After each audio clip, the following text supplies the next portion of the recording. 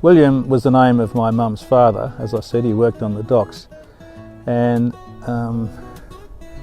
he was my favourite grandfather. Let's admit it. He was my favourite grandfather.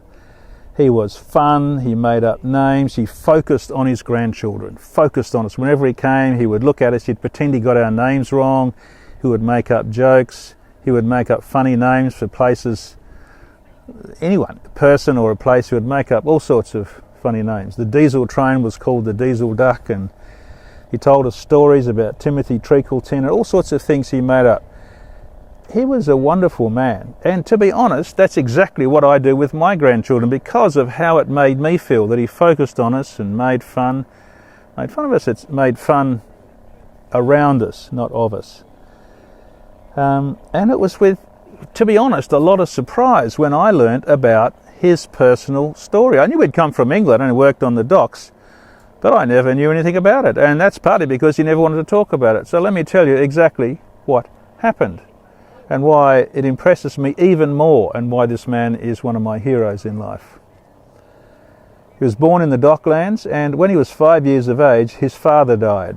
His father worked on ships, and the ship was lost, all the crew was lost, they don't know where, lost at sea at the age of 5. So no dad from the age of 5. Mum never remarried.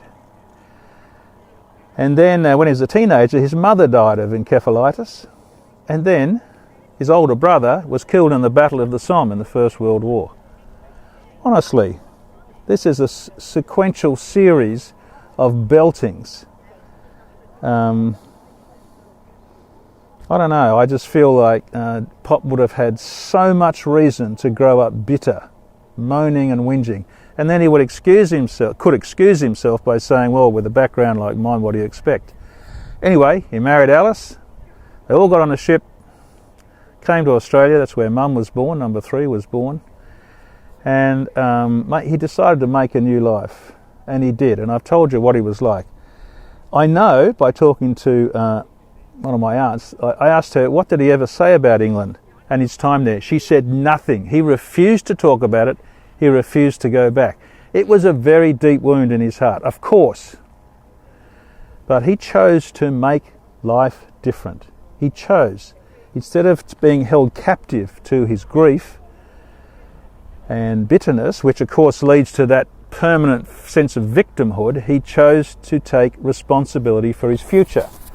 And what a great guy he was. And, you know, he really had a profound effect on his family. And I know, just speaking of my mother, because she was the one I saw closest to, she just adored her father, and was deeply sad when he got prostate cancer, and he had a terrible death really because it went to his spine and made him a paraplegic. A man who was very active, built his own boats.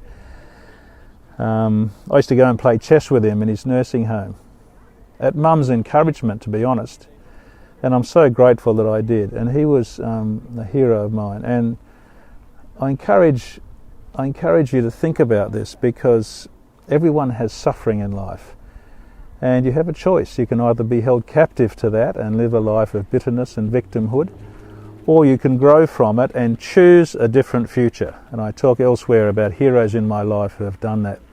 And my Pop, was an inspiration like that. And I hope I can pass that on to my children. I took my 2 oldest granddaughters down to the wharf where he worked, and I told them this story.